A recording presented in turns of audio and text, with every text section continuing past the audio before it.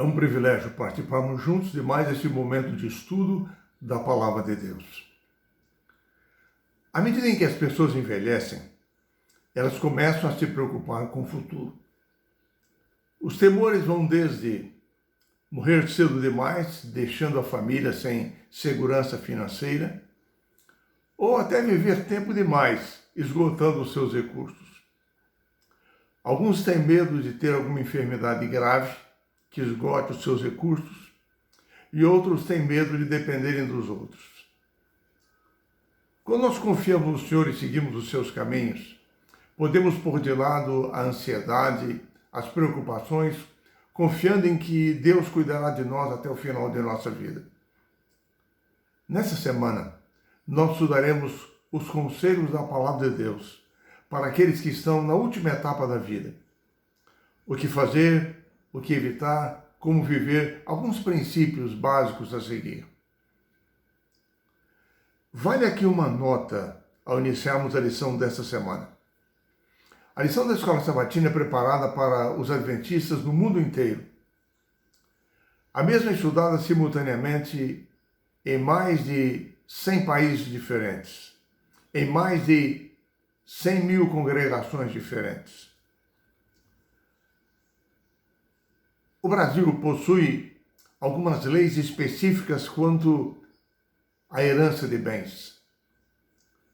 Muitos países, neles é necessário fazer um testamento ao final da vida, caso contrário, os bens todos passam para o governo. Mas no caso do Brasil, conquanto nós possamos fazer um testamento, existem leis específicas quanto a isto e quanto a todo o processo de herança.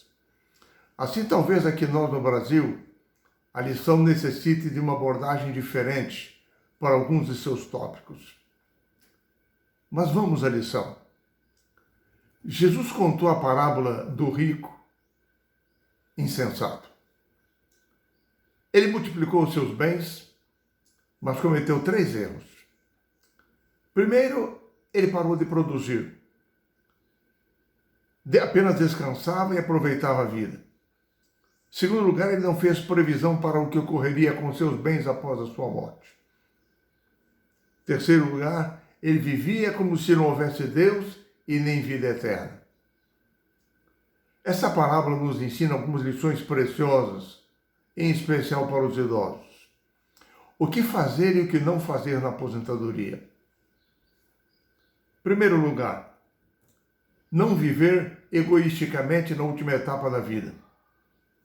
Como se os bens fossem para sempre e a vida durasse para sempre. Esta parábola nos ensina a brevidade da vida e a nulidade dos bens. Quando alguém morre, todas as suas posses são passadas para outras pessoas.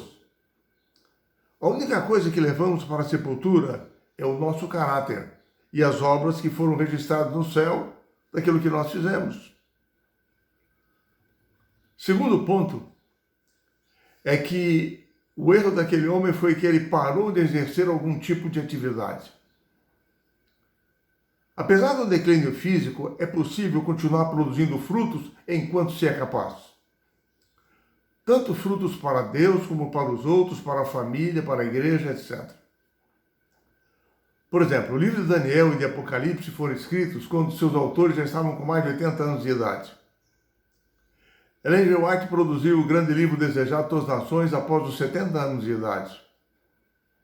Assim, é necessário manter objetivos e projetos através de toda a vida. O terceiro ponto que a lição destaca é que é necessário cuidar dos bens que Deus colocou em nossas mãos durante toda a nossa vida. Assim, é importante manter em dia a documentação dos bens e dos nossos negócios.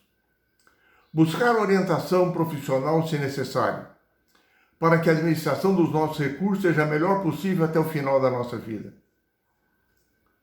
A Bíblia nos ensina a cuidar bem dos bens que Deus colocou em nossas mãos. Fazermos provisões quanto ao futuro, quando deixamos de trabalhar. Cuidar adequadamente dos nossos bens até a velhice. Quarto ponto é que é necessário cuidar dos bens com responsabilidade. A morte pode sobrevir a alguém repentinamente, inesperadamente. Assim como ficaria a situação da família se a pessoa morresse de um momento para o outro. Existe testamento, partilha de bens ainda em vida aqui no Brasil. Existem vários dispositivos legais de planejamento de bens para aqueles que possuem bens. O livro de Provérbios, capítulo 27, versos 23 a 27, diz: procure conhecer o estado das suas ovelhas e cuide dos seus rebanhos. Parafraseando esse texto, nós podemos dizer: revise os seus registros financeiros e determine o estado deles. O quinto ponto é que é necessário orientar a família quanto aos bens e a situação financeira da família. Algumas pessoas, quando morrem, a empresa e o negócio morrem com eles.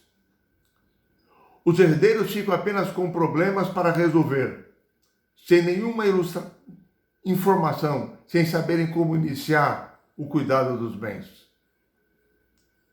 Assim, planeje sobre o que ocorrerá com os seus bens quando não estiverem mais sob a sua administração.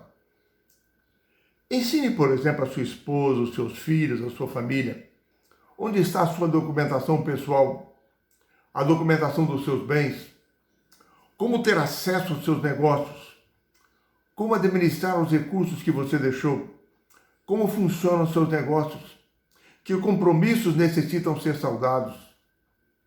Tome providências para que os recursos que você deixa sejam uma bênção para os outros e uma bênção para a causa do Evangelho. Para que não haja uma desorientação da sua família no dia em que você deixar de existir. A lição prossegue abordando a questão daqueles que deixam para doar algo para a causa do Evangelho apenas quando estiverem perto para morrer. Então dizem: antes de morrer, irei doar algo para a igreja.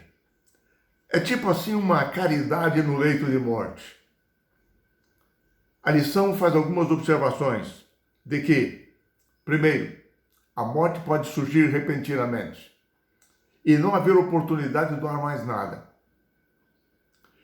Segundo ponto é que existe uma instabilidade nas riquezas.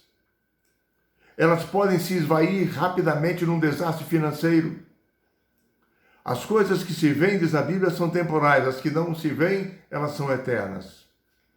Assim, a advertência que nós temos na palavra de Deus é que devemos exercer fé, confiança em Deus, para doarmos para a causa do Evangelho enquanto nós vivemos. Terceiro ponto é que ao investir na obra de Deus, nós estamos deixando um legado espiritual. O verso para memorizar dessa semana destaca aqui: bem-aventurados são aqueles que morrem no Senhor, aqueles que descansam porque suas obras os acompanham. Nós temos, por exemplo, o caso de Davi, que deixou um grande legado espiritual. Ele nomeou, ainda em vida, Salomão como seu herdeiro, para continuar a obra que havia planejado, a construção de um templo ao Senhor em Jerusalém. Davi deixou preparado todo o material para a construção do templo. E assim, durante séculos, o templo em Jerusalém foi um poderoso projeto missionário, planejado por Davi, atraindo milhões de pessoas como casa de oração para todos os povos. A lição enumera várias vantagens de fazer doações para a causa de Deus ainda em vida.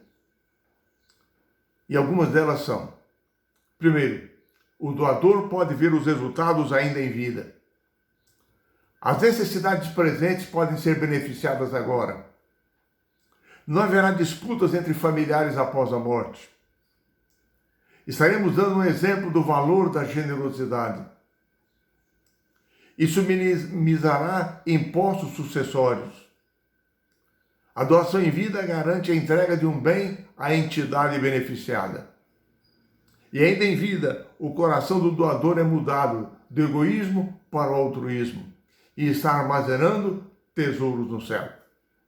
Enfim, em suma, a lição dessa semana nos mostra que assim como nós temos o dever de passar às gerações futuras um legado espiritual de fé, de vida cristã, de acordo com a aliança que temos feito com o Senhor, para que a nova geração continue testemunhando da fé em Cristo Jesus, nós também temos a responsabilidade de passar aos outros e para a causa de Deus as bênçãos materiais que temos recebido em vida por parte do Senhor. Desse modo, a Bíblia diz, as suas obras os acompanham. Que o Senhor nos encha de sabedoria, de graça, de poder, para que na última etapa de nossa existência, nós possamos com sabedoria administrar os bens que Deus tem colocado em nossas mãos e que esses bens possam contribuir para a propagação da causa do Evangelho.